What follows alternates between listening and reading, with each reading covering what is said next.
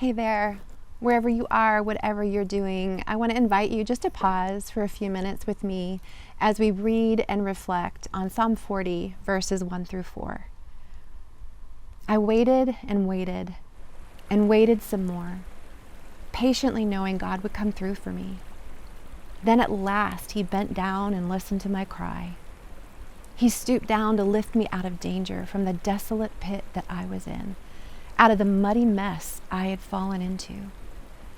And now he's lifted me up into a firm, secure place and steadied me while I walk along his ascending path.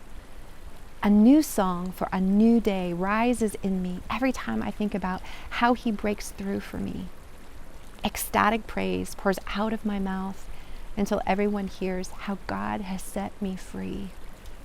Many will see his miracles. They'll stand in awe of God and fall in love with him. Blessing after blessing comes to those who love and trust in the Lord.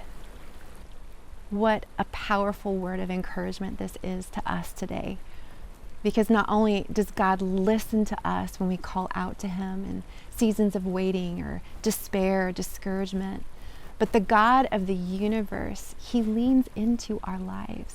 He lifts us up as we trust in him. So we don't have to be concerned about being scolded when we call out to him. No, the word says just the opposite. He steadies us. He secures us when we fall, so that we can live in freedom and the purposes that God has called us to and the path that he wants us to walk on. And so it's good for us to remember the things that God has already brought us through so that when new challenges arise, our faith is fortified because of our remembrance of our good God.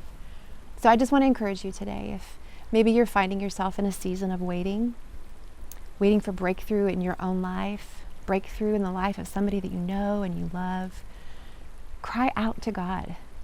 Cry out to him. Maybe your waiting is turned into worry.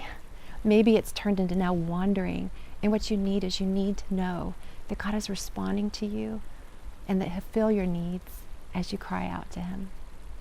The truth is, seasons of waiting are hard, but they're never wasted when they're brought as an offering of worship. So let's worship God today. Let's trust that he's working in our waiting, and let's receive the blessing that he gives to us and through us with his presence as we trust him in deeper ways with our lives today.